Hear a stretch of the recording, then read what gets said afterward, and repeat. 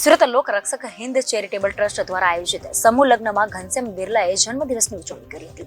102 વાર રક્તદાન કરી 9 દંપતીઓ સાથે વૃક્ષારોપણ કરીને ઓર્ગન ડોનેશનના સંકલ્પ પત્રો ભર્યા. રક્તદાન કેમ્પનું પણ આયોજન કરાયું હતું. લોકરક્ષક હિન્દ ચેરિટેબલ ટ્રસ્ટ વેલજા શેખપુર આયોજિત સર્વજ્ઞાતિ સમૂહ લગ્નમાં 11-9 દંપતીઓ જોડાયા હતા, જેમાં સુરત શહેરના સામાજિક અગ્રણી અને સ્વર્ણમ ગુજરાત યુથ ફાઉન્ડેશન સુરતના પ્રમુખ ઘનશ્યામ બિરલાએ પોતાના 58મા જન્મદિવસની ઉજવણી 102 વાર રક્તદાન કરીને મનાવી હતી. બિરલાએ વધુમાં જણાવ્યું હતું કે સમૂહ લગ્નમાં જોડાયેલા 11-9 દંપતીઓ પાસે પર્યાવરણની જાગૃતિ માટે વૃક્ષારોપણ કરાવીને વૃક્ષની જાળવણીના શપથ લેવડાવ્યા હતા. તેમજ આ તમામ 9 દંપતીઓ પાસે ઓર્ગન ડોનેશનના ફોર્મ ભરાવ્યા હતા.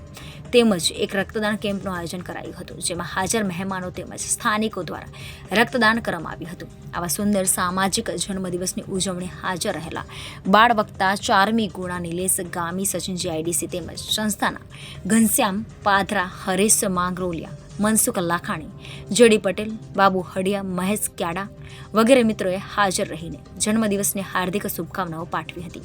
નમસ્કાર, ઘનશ્યામ બિરલા, પ્રમુખ શ્રી સ્વર્ણિમ ગુજરાત યુથ ફાઉન્ડેશન. આજ રોજ મારા 58મા જન્મદિવસની ઉજવણી 102 વાર રક્તદાન કરીને મનાવી.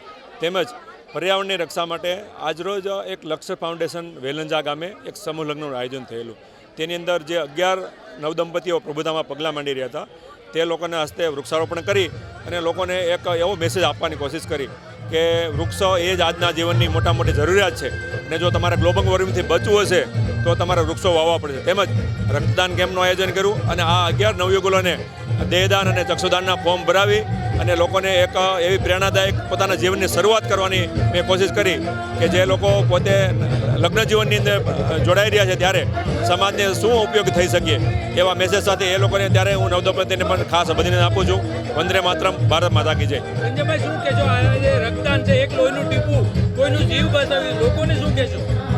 રક્તદાન માટે તો અત્યારે હું તો એવું કહી શકું કે રક્તદાન વિશે કોઈને સમજ આપીએ એટલે સૂર્યની સામે ધૂળ ઉડાડવા બરાબર છે, કારણ કે એટલી બધી જાગૃતિ આવી છે. એક રક્તદાનથી 3 લોકોની જિંદગી બચી શકે છે. તો મારું તો કહેવાનું એવું છે કે જે માણસ એકવાર રક્તદાન કરે એને તો હું ઇક્વલ ટુ ભગવાન માનું છું. ખરેખર રક્તદાન કરી અને કોઈના જીવનમાં તમે એ દાન તો પોતે તમારા શરીરમાંથી દઈ શકો છો. હું છેલ્લા 30 વર્ષથી આ રક્તદાન કરું છું, પણ મારા શરીરમાં કાંઈ પણ એવી કોઈ તકલીફ નથી આવતી. લોકો રક્તદાન કરવા હજી પણ આટલી જાગૃતિ પછી બીવે છે. તો મારી તો વિનંતી છે કે રક્તદાન કરો અને લોકોના જીવ બચાવો. Reporter Arvind Rathod, Janadesh news, Surat.